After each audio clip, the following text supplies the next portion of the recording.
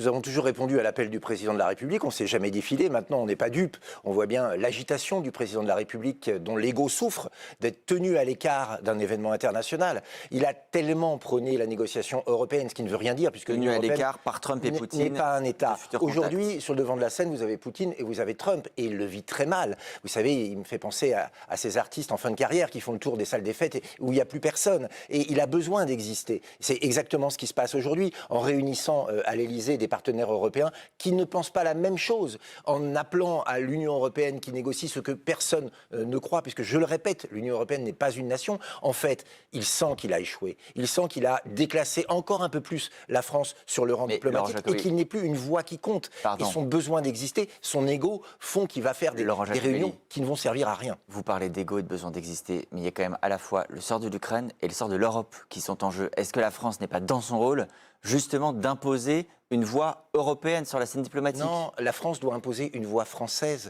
Madame von der Leyen n'existe pas sur le plan diplomatique. La présidente de la Commission. Elle n'est pas à la tête d'un État, elle n'a pas été élue.